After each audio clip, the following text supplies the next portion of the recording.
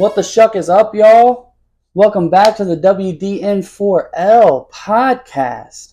That's the Who Dat Nation for Life podcast.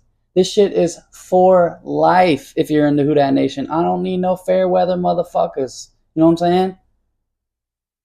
Follow me on Twitter at ClayJ2K. Follow my TikTok at ClayJ2K540. I actually got a couple videos that are popping off a little bit. Maybe the people do like Spencer Rattler. If you go to my TikTok page, you'll see what I'm talking about. Follow the show on Twitter at WDN4L_pod, and the same goes for YouTube. If you are already on YouTube, like and subscribe.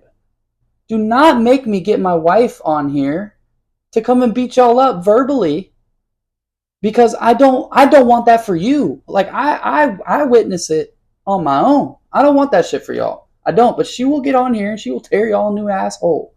I promise you that. Like and subscribe. No, we got a good episode for y'all. Real quick, before we dive into it too much, I do want to talk about, I know I've been calling her my wife this entire time because I'm getting used to it, but my fiance and I are getting married in less than a week. Next Tuesday on the 24th, we are getting married.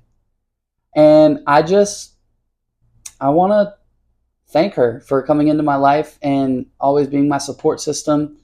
That's my motherfucking cinnamon apple right there.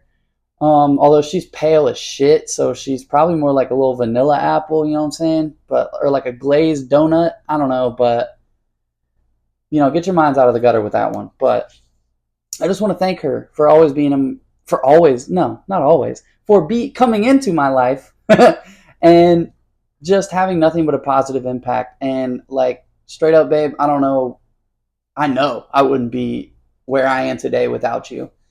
So yeah, I love you. And for those that didn't really care to hear that, then whatever, fuck you. But I wanted to, say how much I appreciate my wife. She made Father's Day. Dude, real quick, actually, let's fucking talk about what happened to me on Father's Day. First of all, I love Cracker Barrel. I love that shit.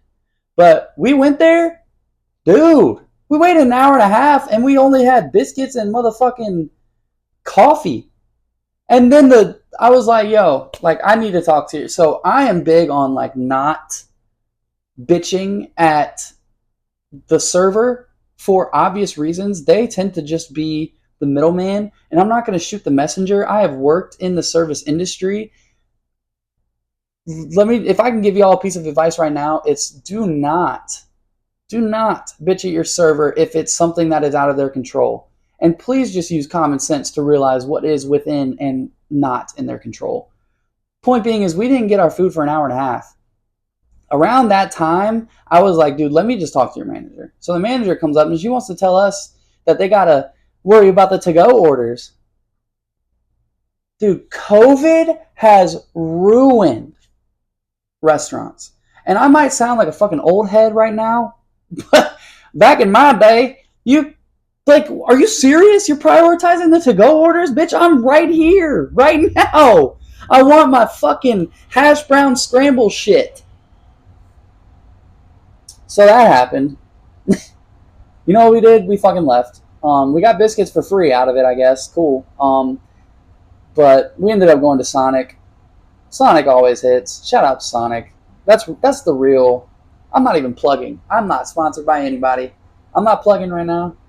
I just got to say shout out to Sonic because they held it down, as they always do. Anyway, then my wife was like, what do you want to do? So we went to the mall. We walked around. Even though it was Father's Day, we got my daughter a gift. And that's, I'm obviously okay with that. I'm not one of these, like, it needs to be about me kind of things. But she did get me Cinnabon. Did get Cinnabon. If you haven't tried their little Oreo top joint, pretty fire. Probably not going to get it again because, to me, the point of going to Cinnabon is the cinnamon aspect, and that adds a chocolate aspect. I'm good off that, but I mean, it wasn't bad. I would try it. You know what I'm saying? Then we Ended up getting Kava for dinner. Kava is fire. I'm plugging all these businesses, and I just am not sponsored by them, but fuck it. And we watched the movie Longlegs. I don't know if y'all have seen it. It's not a bad, like, it wasn't as good as it was hyped up to be, and I probably will never watch it again. I'm good off watching it a second time. However, I do recommend watching it. It was different than most horror movies. I put up quotes because it's not scary, and I don't fuck with horror movies. I do not fuck with scary movies. My wife made me watch Hereditary one time. Bro, I dead ass went around the basement turning all the fucking lights on. I shit myself watching that movie. Fuck Hereditary. Fuck that. But if you are if you like crime thrillers and shit, I would call it a thriller. That's what I would call it. Yeah, I would definitely watch that movie. Good movie. Last thing that I wanted to talk about that doesn't involve the Saints, and I appreciate y'all for sticking around through this. I smell good as fuck right now because I just shaved. I mean, obviously I showered too. That's why I hesitated. But don't look. Let me give y'all a piece of advice. I am almost 30 years old.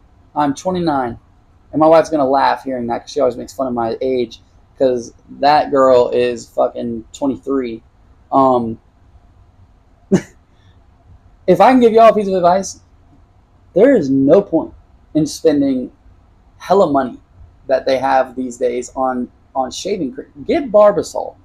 Just fucking get Barbasol. I have sensitive ass skin on my neck. I do. Barbasol works every single fucking time. I used to break out getting other shit. No. Do not waste your money. Barbasol is like $3, bro. It's unbeatable unless you maybe get like a Walmart or Target version of Barbasol, but still you might as well just pay the extra $2 or $1, whatever the fuck the difference is. Point being is Barbasol is another one that has held it down for fucking generations. And again, don't spend hella money on aftershave. Adidas has an aftershave at Walmart for like $10 that smells fire. Anyway, that's just my piece of advice. I've somehow turned this into a 10-minute segment, but like I said, if y'all made it through this, I appreciate you. I do. I really do. Thank you. Do you want to talk about the Saints? Let's fucking talk about the Saints then. All right, y'all. Let's start talking about the Saints. I have since backed up from my mic. I didn't realize how close I was, I guess. I don't know. This bitch picks up everything. I'm currently I'm hitting the table, so there's that. I'm currently in a cutoff right now, mainly because this is my attire for summer in Virginia. If you are listening in a more southern state, I know you feel my pain to even more extent that it is hotter than two rats fucking in a wool sock right now. But point being is I fucking, y'all ever get a shirt? Like I just got this shirt from Target. Y'all ever get a shirt and you wear it to fucking death? Like I get a new shirt. I wear that bitch till I don't even like looking at it anymore. But anyway, let's talk about the Saints. God damn, Clay. Let's talk about the Saints. All right, so I want to start off by obviously Minicamp. Minicamp has wrapped up. That's why I said Minicamp. Minicamp has wrapped up. It was only like. It was supposed to be 3 days. It only ended up being 2. We'll talk about that a little bit more later. So Minicamp is wrapped up. What I want to start off by talking about, though, is how annoyed I am with Cam Jordan publicly stating that he wants Jameis Winston back on the Saints. Is Jameis fun? Sure. Jameis is, as far as a personality, absolutely. Jameis is hilarious. And just, I don't even know if he intends to be as funny as he is, but he is so funny. I like him as a person. I very much do. I do. As a quarterback, what the fuck would be the point of that? I can't even begin to explain how it makes 0 sense to bring him back. So we're trying to build team chemistry, and we're doing so with the understanding that one of the 2 guys at quarterback is young. Spencer Rattler, Tyler Shuck. either a rookie or a only 1 year under his belt player. Um, and then your team captain goes on the Kay Adams show and says he wants to spend all the rest of our cap space on a veteran quarterback. Okay, so let me start off by saying, like, Cam Jordan has always been this way, and honestly, back in the day, yes, it I might not be able to speak for all Saints fans. At least for me, though, it did kind of excite me and get me a little bit hyped when Cam Jordan would be on these like NFL Network or Rich Eisen's show. I'm just throwing out examples. And would talk about like, we're going to go do this, we're going to go do that, or at least that's what I would do. And yeah, it would get me excited because in your mind as a fan, you can't really help yourself to be like, dude, what if the team listens to him? You know what I'm saying? Like, what if Mickey Loomis does agree with Cam? Never happens, by the way. But point being is, it used to get me excited, but now it's like, and I'm trying to word this very carefully because he is absolutely a Saints legend. He's arguably a Hall of Famer in the league. But it's kind of like, bro, why did you come back? Why didn't you just retire? Do you think that we're trying to win? Because we're rebuilding. As soon as Derek Carr retired, the Saints kind of just got catapulted into starting this rebuild. My cat, I don't know what the fuck she's playing with, and I hope y'all can't hear it, but it's driving me crazy. So cats will find like a fucking paperclip that you didn't even know was there and will body slam themselves against the wall playing with it. And ADHD mixed with that, I can't concentrate. But anyway, here we go. So why did you come back, Cam? What? We're not like.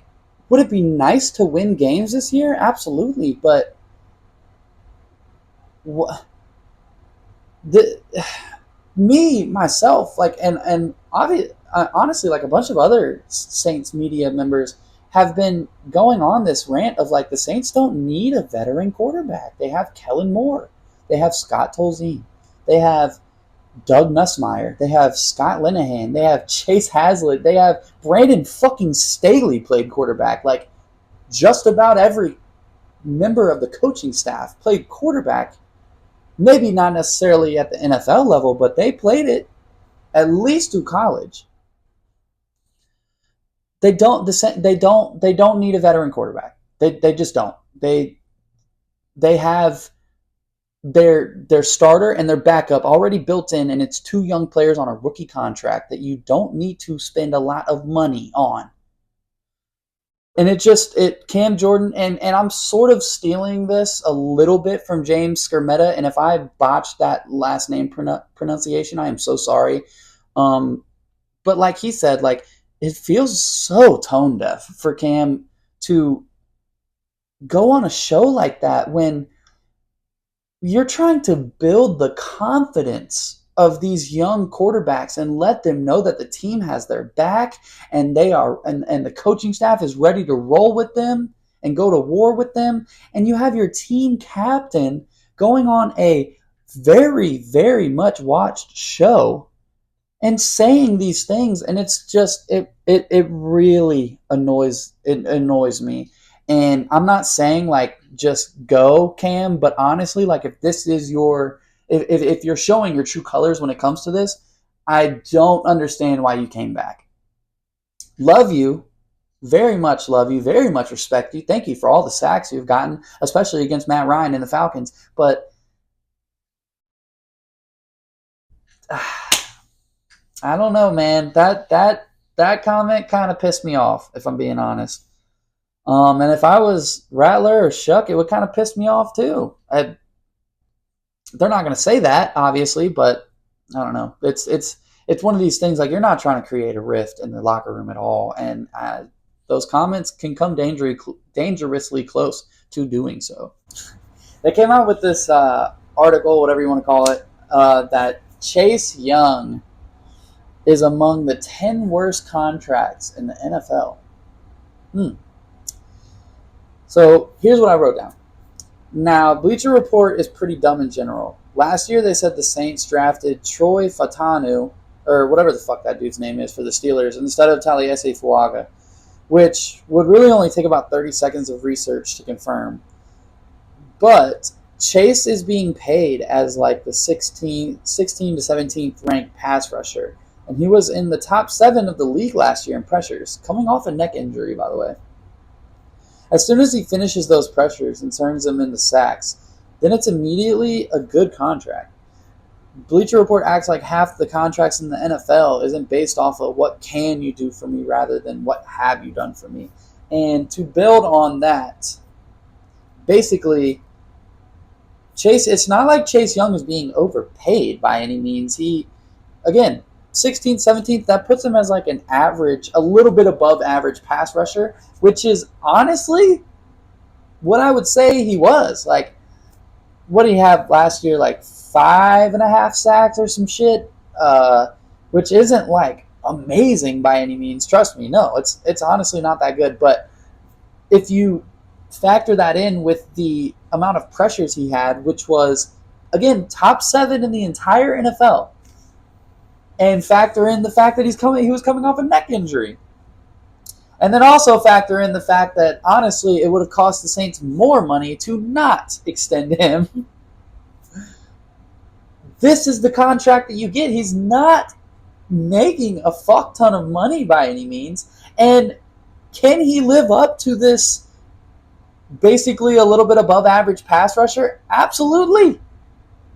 All he needs to do is start finishing those sacks. And when I was watching him last year, there was a couple times that I noticed what everyone was talking about with him, which was he doesn't always give, full effort towards things. And there were definitely times last year where I noticed that, where the Chiefs game, for example, I know he did get a sack on Mahomes, but there was one time where Mahomes was like rolling out to the left or some shit, and Chase kind of just started jogging, but Mahomes eventually stopped, planted, and threw the ball. Had Chase been sprinting after him the entire time, that is a pressure that turns into a sack. And that is what you're trying to hone in. But on top of that, he is now in a better defense for him. Like, he's much more suited to be in this defense that Brandon Staley runs, which is this 3-4 defense where your pass rushers on the outside are now standing up. Not to mention, you now have someone right next to them who is rushing as well, which is technically the defensive end, but it's like a defensive tackle. It's like Brian Brzee, for example, will be that. It just creates a lot of mismatches. And if we're being honest, Carl Granderson is a little bit slept on in this aspect too. That like this defense is set up for Chase Young and Carl Granderson to succeed in actually getting these sacks. Now, they have had these issues for a while. Before Chase Young even got to the Saints, it seemed like out of nowhere the pass rushers would be back there but never be able to finish the play. And if you wanted to chalk that up to Cam Jordan aging, sure, I don't blame you on that. But I guess what I'm saying is like that was a Dennis Allen thing. It seemed like Dennis Allen kind of went from this amazing defensively minded coach when he was a defensive coordinator, obviously, to trying to wear too many hats when he became the head coach and not really focusing on the defense as much, which kind of makes no sense. Like it gave the impression that he didn't ever trust his offensive coordinator, whether that had been Pete Carmichael or Clint Kubiak. It seemed like Dennis was trying to, I don't know how to word this, like sneak his way into too many rooms. You know what I mean? Like for example, Kellen Moore has been roaming around, and obviously what a head coach needs to do is keep up with more than just what they are, there for. Um, like offensive minded head coaches are obviously going to spend a lot more time on the offense. Defensive minded head coaches should spend more time on the defense. But Kellen Moore has been roaming around and letting his position coaches tell him what's going on and not really trying to control that. Dennis Allen gives off control freak vibes, and you're just not that guy, pal. You know what I'm saying? Especially on the fucking offense. But point being is the defense diminished because of that. And I don't know how we turned it into this, but point being is Chase Young among the 10 worst contracts in the league, bro. You want to talk about Trevor Lawrence's contract? Trevor Lawrence has a terrible contract. He is not performing up to what he is getting paid. If you want to talk about basically half the quarterbacks, because that market is so fucked. I would say T. Higgins, and it's crazy because the way that I talk about the Bengals now, which, by the way, Shamar Stewart, once again, left camp without a deal. I had Bengals fans in my fucking mentions on Twitter. Now I'm about to go on this rant. I had Bengals fans in my mentions on Twitter telling me I'm a fucking idiot for even talking on that topic because I said that Shamar Stewart is going to basically not want to play for the Bengals. And lo and behold, there's still no contract done between him and them, nor with Trey Hendrickson. And I don't blame either of these guys for just not wanting to play for the Bengals. They are lowballing the fuck out of them. What the Bengals did is they put this weird clause in Shamar's contract that basically like unguarantees almost all of the money that they would pay him if he gets hurt. And like, sure, yeah, but he's a first round pick. You don't do that. No one else has tried to do that. Fuck, the Texans made Jaden Higgins the first ever second round pick that was a fully guaranteed contract. And this dude was taken 17th overall, and he has to see that, and y'all trying to take shit away from him. That's why he's pissed off, and that's why he's not going to sign the shit.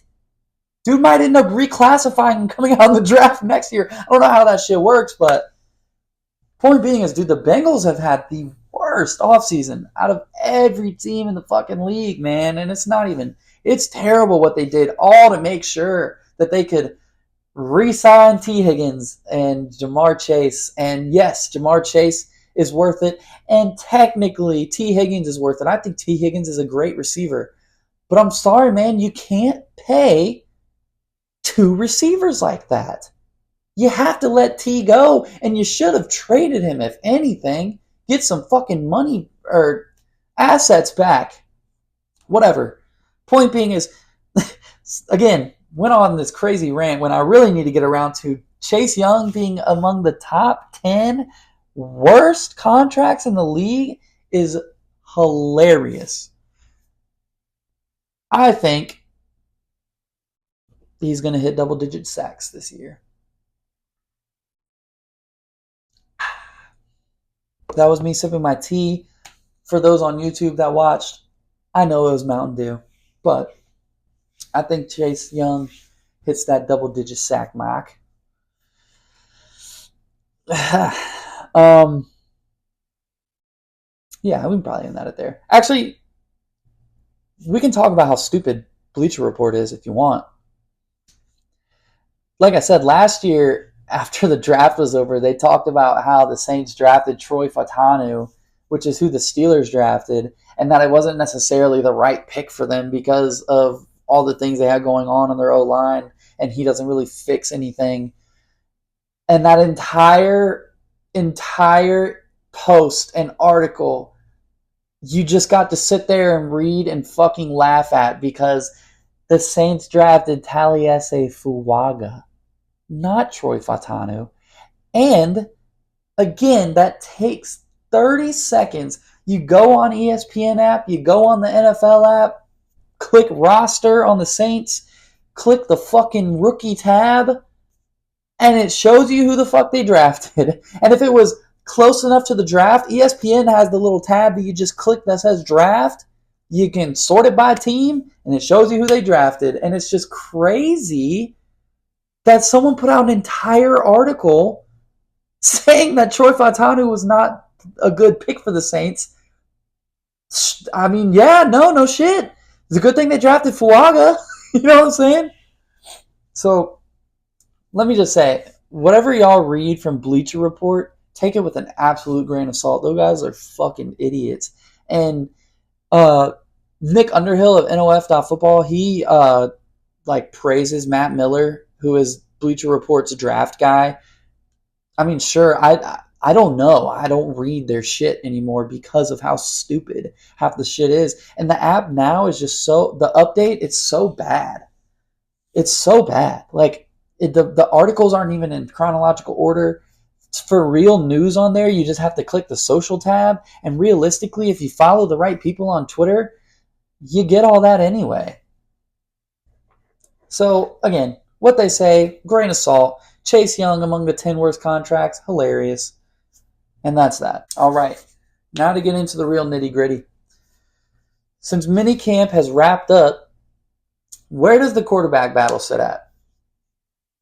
You are going to get different answers depending on who you listen to. I am a Spencer Rattler guy, so my takes are more so going to be talking about how much I want Spencer Rattler to be the starter. There are people out there that think it's inevitable that Shuck starts, so they are going to, it's hard because you don't want to say that anyone is biased. Like, I'm somewhat biased, but I'm also realistic. And there are people out there that say, like I said, like, it's inevitable that Shuck starts, so it's only a matter of time, right? And I think Nick Underhill, like I said earlier, at NOF.football, had a very good take on, like, if it's close right now, you would think that Shuck eventually takes over because you would expect Rattler to have more of a grasp of just the NFL speed, offense, all that shit, being as he has experience. He also said, though, that Rattler being a 5th-round pick, keeping pace with the number 40 overall pick, shows good, progress from Spence as well. So here's the way I look at it. I don't think Spencer Rattler should have been a 5th-round pick. I think he was in a really weird situation with that quarterback class last year where 6 of the top 12 picks in the first round were quarterbacks. Therefore, no other team really needed a quarterback. The Saints didn't need a quarterback either. Like, they had Derek Carr, and they could have rolled with Jake Haener as a backup as much as he sucks. They didn't necessarily know that at the time because he had never really been thrown into starting. But they drafted Rattler because it was a value pick, and honestly, I think he is showing that it was a steal of a pick. Realistically, Spence probably should have been a 2nd-round pick. I think him and Shuck's draft stock realistically should be around the exact same place. Spencer should have been more so towards the 40s and 50s rather than 150. So for him to keep pace with Shuck makes sense to me. And I get what they're saying as far as Shuck.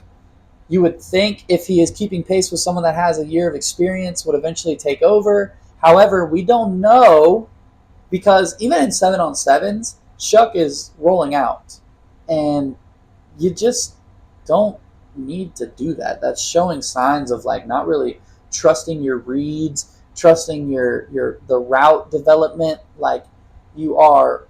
I do it in NCAA because I'm not a fucking quarterback. I just roll out and try and buy time. Or when I was a kid, I used to just keep backing up and backing up and backing up. You know what I mean? That's what Shuck is doing. Not the backing up part, but he's rolling out to try and buy time. And it's 7-on-7. Like, what they were saying about Rattler is this 1, 2, 3 out, 1, 2, 3 out, 1, 2, 3, 4, 5 out, 1, 2, 3, 4, 5, 6, 7 out. Like, that's what a quarterback should be doing in 7-on-7, and that is where Rattler has the upper hand so far.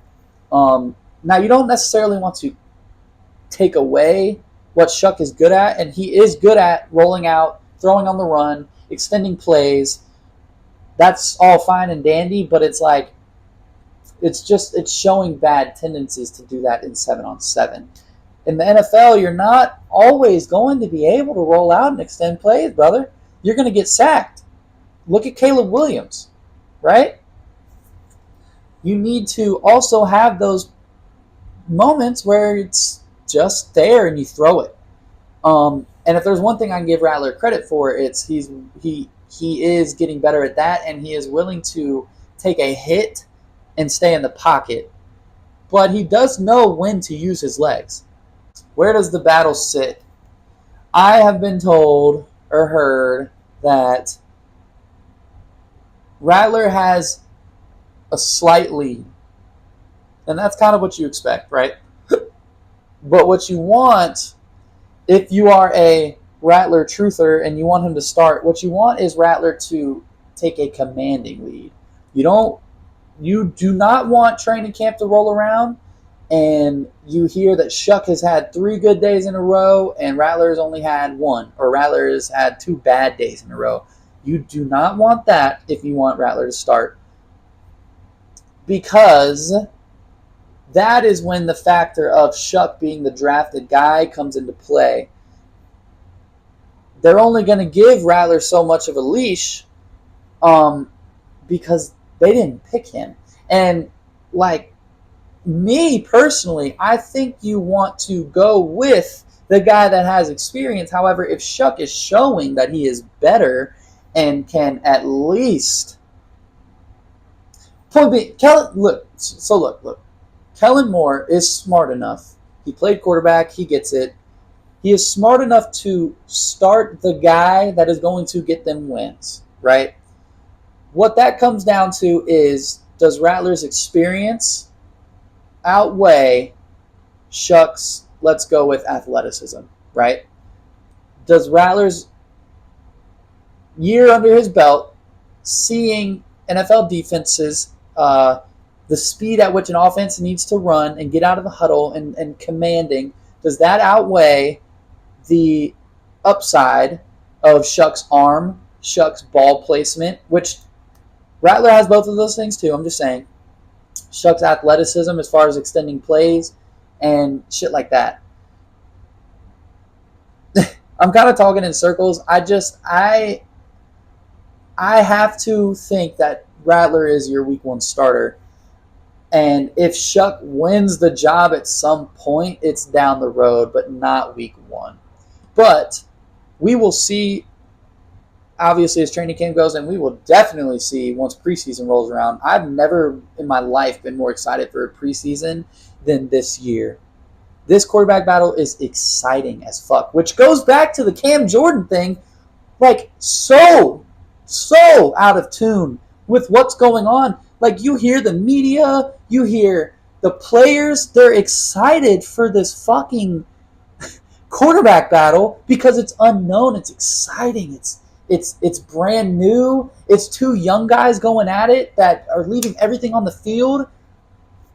And then you have your team captain go out and say we should bring a 3rd guy in.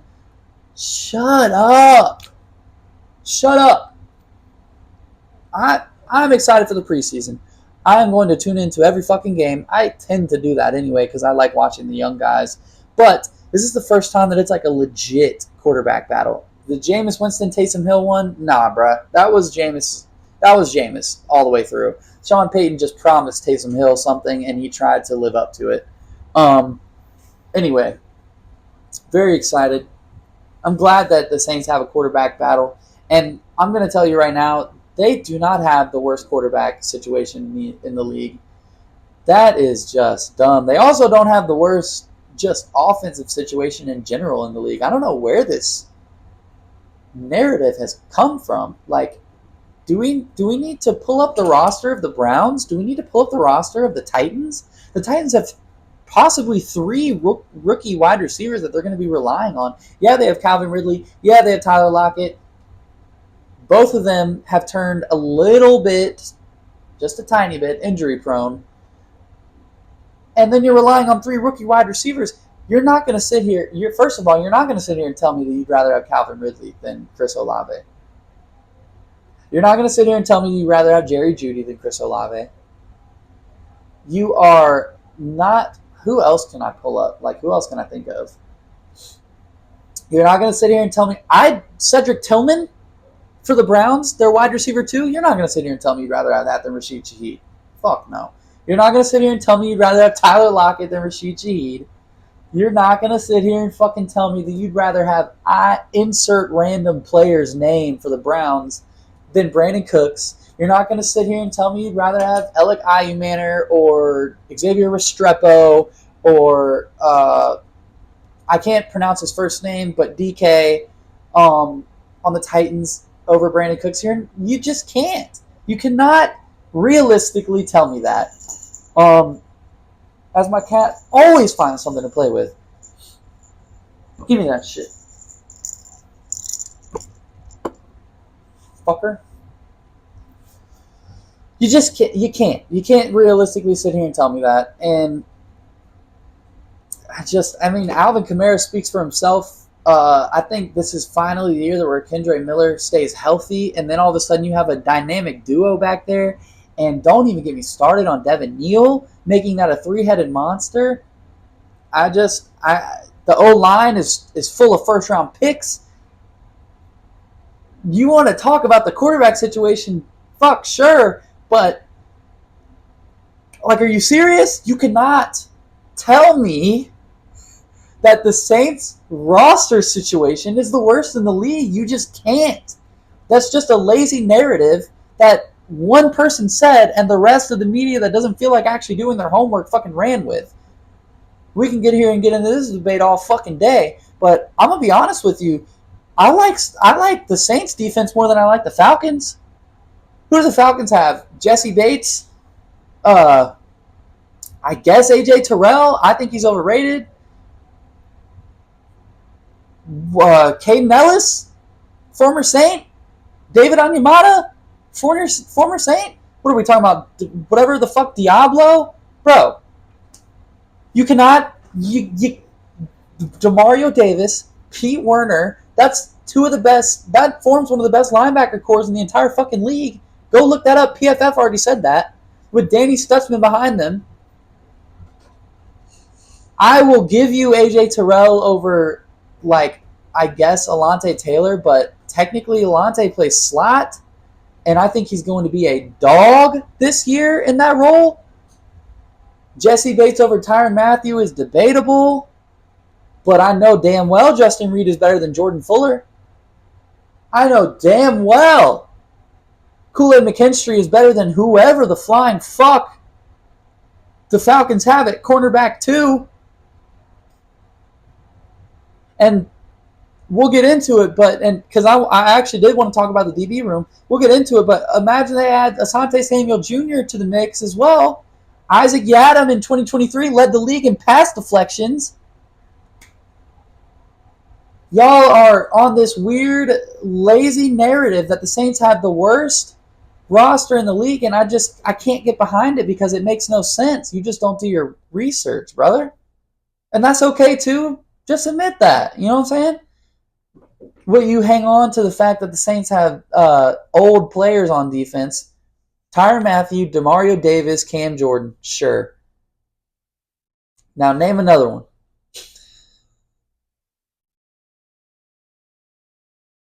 Crickets. You know what I'm saying? Fuck.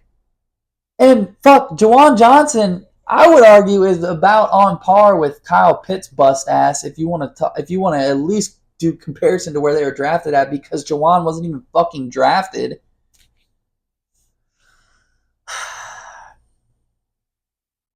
Is Drake London versus Chris Olave? We can have that debate. Sure. Darnell Mooney or Rashid Shaheed? We can have that debate. Sure. Ray McLeod or Brandon Cooks? I'm taking Brandon Cooks. We're not going to get into the fucking Bucks receivers. They have the best receivers in the division. Sure. Tet or Chris Olave? I'm taking the one that has NFL experience. Xavier Legette or Rashid Shaheed. I'm taking Rashid Shaheed because of the deep threat aspect. Adam Thielen, Brandon Cooks. We can have that debate, sure. But point being, I would argue the Saints don't even have the worst roster in the division, let alone the league, man. Pay attention. Do your research. Look shit up. It's not hard. Damn. And shit's turning around, too. We're about to have some cap space. What the fuck does that mean for Saints fans? We have cap space coming up, bro. We're going to be in the positive in 2027. Like, dude. Holy fuck. Let's talk about the DB room a little bit, though. Apparently, Trey Fluellen has been going crazy. Good for him. I'm not entirely sure I see him making the roster, but that's not on him. That is because Kool-Aid McKinstry has been a star from what I've heard, and I love that. I know y'all saw me in one of my episodes already say that I think Kool-Aid's going to be your number one corner. I think he's your best corner on the roster. But that's not taking anything away from Alante. It's hard to put Alante in a position. He is what you call a star. And I don't mean that as like a metaphor. I mean quite literally that position's name is star. He is basically like a box safety, tackling-wise, but he's also like a corner coverage-wise, and he has that ability. So you got those two. Like I said, Ike Yadam, shout out Alexandria, Virginia. He led the league in pass deflections in 2023. Then you got Rico Payton, who is very slept on. That alone is 4. You got Ugo Amadi, who can play multiple positions, so you probably keep him around mainly as a backup nickel. That is 5. Are you going to keep 6 corners? I don't know, but Trey Fluellen, point being, and Rajon Wright, like, they're making cases. And I think people shit on the Saints DB room because it's so unknown. But I'm telling you, man, I'm telling you, it's going to be one of the strengths of this team. I'm telling you. Tyrann Mathieu, obviously. Justin Reed, obviously. Apparently Jordan Howden has been playing really well. Love to hear that. Jonas Sanker got a pick already. Love to hear that. I think the DB room is, and again, you add Asante Samuel Jr. to that, bro. Like, I'm just saying, I think it's going to be one of the strengths, much like the O-line used to be a question, and all of a sudden it's a strength of the team. I think the Saints turned around the DB room into doing the same thing, especially because Kool-Aid McKinstry was arguably the best corner in that class last year, outside of, let's say, Quinyon Mitchell, because I'm just saying, if he lives up to that, right? And shout out Cooper DeJean. I'm not taking anything away from him. I'm sure, obviously you could say that he is better than Kool-Aid in the moment. I'm just saying I think Kool-Aid's potential is up there. And he's definitely better than Terrion Arnold. All right, so I just real quick wanted to talk about a little bit of some free agency targets that the Saints could go for. So they did sign Cam Akers. He's 25 years old. I mean, it's cool, I guess. I don't know. Like, are you keeping 4 running backs? Because to me, Alvin Kamara, Kendre Miller, and Devin Neal are locked in. Unless Kendre Miller gets hurt again, because I could see them being frustrated with that health, situation. But realistically, he's arguably one of your most talented players in the entire fucking team. So if he can stay healthy, I think you just keep trying to keep him on the roster. So again, I got those 3 as locks. Are you keeping a 4th running back? Is that what this is about? If that's the case, then this is a battle between Akers, Clyde Edwards-Helaire, Xavier Valade, who has been popping off, and Marcus Yarns. If I'm missing someone, forgive me. They're probably not that important if I am, though. But That's like a four-way battle for running back 4, which is good. It's great that the Saints are having this deep of a battle into the running back room. I love that because Kellen Moore's offense is very run heavy and run centric based. There's going to be a lot of RPO and shit like that. So yeah, they signed Cam Akers. If anything, he could be a running back 4, or if Devin Neal shows that he needs just a little more time to get used to the NFL, then he could be a running back 3. But I don't know, man. So yeah, a target as far as wide receivers go could be Gabe Davis. I have a feeling he's going to go to the Steelers. Probably just the Aaron Rodgers effect. I don't give a fuck personally. I think the Saints receivers are probably fine, honestly. You got Olave, Rashid Shaheed, Brandon Cooks, Cedric Wilson, Bub Means, obviously. Which, like, Cedric Wilson and Bub Means are the same height as Gabe Davis. So, like, if they're willing to be just as good of run blockers as Gabe Davis is, do you really need to sign Gabe Davis? You know what I'm saying? And then Dante Pettis for his special teams, contribution. That alone is like 5 receivers that I listed. That's 6 actually. And then there's your wide receiver one from last year, Kevin Austin Jr. I think if the Saints want to sign Gabe Davis, by all means, sure. But I think it's just being a little overplayed how much they, quote, need a receiver. I think they're fine, especially if they use Jawan in the slot as a big slot. There's your big body receiver right there. You know what I'm saying? So could they target Gabe Davis? Like, yeah, they brought him in for a visit, shit like that. By all means, they could target him. I think he's going to sign with the Steelers, but I don't know. It's kind of like whatever either way. Asante Samuel Jr., we need that. I need that on my team. I need that. You know what my daughter says? She goes, I need that. I need that. When she wants a snack or something. But that's how I feel. We need Asante Samuel Jr. on the team. Might be kind of hyping it a little bit. But I very much want Asante Samuel Jr. on the team. And if I'm being honest, if I was a betting man, I would honestly put money on the fact that he's going to come to the Saints.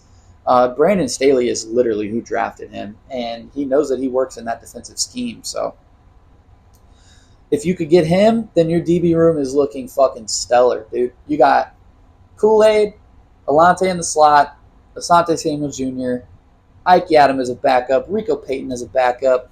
We'll go ahead and say Ugo Amadi because of the versatility he brings. I don't know. I don't mind Ugo, for real. So a lot of coverage stats like PFF and shit, like they're gonna shit on nickel corners because if you got targeted, it's just like the ball got thrown in your vicinity. But as a nickel, you are very close to the line of scrimmage. So anytime a tight end or a running back is targeted, technically it's on you. But you might not. You're just the quote closest defender. You know what I mean? Like, so technically, Alante and Ugo's stats last year looked terrible. But I don't think Ugo played terribly. You know what I mean? I think as a backup nickel, he does what he's supposed to do. So I like Ugo Amadi. I do. At least for what he's getting paid. But yeah, that'd be a solid ass DB room, brother. And the final thing is like, are they in on Jalen Ramsey? I would say no. I don't know if they're even willing to spend this money that they have. It doesn't seem like they're gung ho to do so. Bars, but I don't know. I think Jalen Ramsey goes back to LA. That's what seems most likely. I'll tell you right now, if he goes to the Falcons, I'm going to burn that entire stadium down. That was not an actual threat. Do not take that seriously. The feds listen. What money? But I don't really think the Saints are all that in on Jalen Ramsey. We got a little bit linked to him because of Brandon Staley, but I don't see it. Um, but I did want to throw that in there. I know some people really want him, and I mean for good reason. He is obviously one of the better players at his position in the league. Yes, he's slowed down a little bit because he's older, but he would definitely upgrade the Saints DB room. I don't see the Saints actually getting him. And last but not least, same way I ended last. I almost said week, but I'm kind of jumbled around with my posting because of all the wedding stuff that's going on, and it's just it's the off season. I got to come up with some topics to talk about and shit. Anyway, same thing that I ended with on last episode. I just love where the culture of this team is at, dude. So I said earlier in the episode that I would. Oh, actually, you know what? Real quick, I want to talk about because I was talking about the wide receiver room earlier. I'm going to post a clip of what Chris Olave said real quick. So here's that. Hey Chris, what did you make of last one? Anytime your name came up this offseason, other fans. Trade rumors. Man, it's all rumors, man. You see in the NBA, some of the top players being trade rumors, everybody being trade rumors in the offseason. Everybody trying to have something for clicks. So I love it here, man. I love the front office. I love my coaches. I'm excited to be here, and I want to be here forever. So that's where I want to be. In some ways, this is a compliment, though. You can say that. I ain't really take it as a compliment, dude. So Chris Olave wants to stay at the Saints forever, bruh. Stop adding him in them trade rumors, dog. He knows where he's at. He likes where he's at. He loves where he's at. He's staying here forever, man. Shit. I just wanted to put that in there real quick because anytime a player says something like that, you gotta love it. You gotta love it. Especially because for a long time, people thought Chris Olave did not want to be on the Saints because of Derek Carr and shit. And they were chalking up all the concussions and shit to Derek Carr, which is valid. But point being is like Chris Olave's brother would be all over Twitter posting these cryptic things and saying things like he shouldn't be on the Saints. And like some people would think, well, if his brother's willing to say this, maybe Chris is saying it to him, and Chris himself is just not willing to post it. Shut all that shit down, dog. He wants to be on the Saints, man. And let him stay. Extend his ass. Juge from the Saints Happy Hour podcast. Come here. Let me talk to you real quick, brother. Look, I want to say, I know you live in Virginia. I, too, live in Virginia. I'm about an hour and a half away from you because you're in Charlottesville. That's cool. I'm in Fredericksburg. So we got that going for us. And I respect you. I respect a lot of your takes, dude. I do. But there's two things I need to talk to you about. One, talking about you don't want to extend Olave because of the injuries and shit. Grow the fuck up. Grow the fuck up. I understand that receivers get paid a lot these days. And honestly, it is what it is. But Chris Olave is a bona fide wide receiver 1. He is a top 15 receiver in this league, and he deserves to be paid so. Okay? That's all I want to say about that. But 2, your hot take was that Spencer Rattler, by whatever time next year, let's say May of 2026, will still not have an NFL win under his belt. Here's my hot take. He wins week 1. That's his first NFL win is week 1 against the fucking Cardinals. Because he did that shit to them in the preseason. That's my hot take. That's what I wanted to say to you. I'll probably clip this, put it on Twitter at you. But it's all respect, bro. I'm just giving you shit. But point being is, don't talk about my boy Chris. Don't talk about my boy Spence, all right? Spence is here to stay. We need to extend him. Let's do that, Saints. Let's extend my boy Chris Olave. Back to the culture thing. I love where this culture is at, dude. So, like I said, there was supposed to be 3 days of minicamp. Why did it end up being 2? Because Kellen Moore surprised the team and let them have a 3-point contest to have the day off. Juwan Johnson was the offensive captain, and he chose Hunter Deckers to take the 3-point shot on whether it would, make them have practice or not. And he chose Hunter Deckers because he has a little bit of a background in basketball. Deckers sank it. Now all of a sudden he's a team hero. I think, to be fair, Kellen probably would have kept giving them chances to have the day off. I think he already planned to not have it off, but they ended up going to 504 Golf, which, by the way, if I'm not mistaken, I think Alvin Kamara has some sort of business relationship with. Doesn't surprise me. He is financially the smartest player I've ever seen go through the NFL. Go look it up. He has not spent a single dime of his NFL contract yet. And he has all these business ventures. I love Alvin Kamara as a human being, dude. I swear to God, he is my favorite Saint ever. And that's over Drew Brees. I love Drew Brees. Duh. But I don't know. I love Alvin Kamara. Anyway, back to the culture thing. I love where this culture is at, dude. Kellen Moore was the perfect hire for this team. And whether it was just luck or what, doesn't matter. Derek Carr retired. It accelerated this whole rebuild thing. And I just think having the youngest coach in the league that has already accomplished what he has, dude has been a coach since 2019 and already has a Super Bowl ring under his belt. He is the perfect coach for this rebuild, for this team. You can tell that he wants his players to like him, and it's not from a facetious standpoint. It's not from an ego-boosting standpoint. He just used to be a player 6 years ago, and he knows what it's like. He wants his players to like him. They have only run 7-on-7. They haven't run a single 11-on-11, at least in front of the media, because he wants his team to be healthy going into training camp. That is so smart. Even when they have ran, apparently, walkthroughs of offense and shit, they take the helmets off so that players aren't encouraged to hit each other. And you can talk about needing to, get all that under the belt and whatnot. You can talk about that all you want. But in OTAs and minicamp, no, bruh. Let them get to training camp healthy. Let them get to the point where they need to put on pads, and then you can run 11-on-11. Worry about installing the offense. Worry about the mental aspect. And that's exactly what Kellen has been doing. And I just think he is the perfect coach for this team. He is a fucking genius. And I'm telling you, right now, in the next 3 to 4 years, the Saints are going to be back in the playoffs under his guidance. I love him as a coach. He is going to be the best coach for the Saints, maybe other than Sean Payton, in their history. And I know that's not like a crazy list or anything, but you get my point. That's my hot take. That's my bold prediction, if you will. Saints will be back in the playoffs by 2029, 2030, whatever.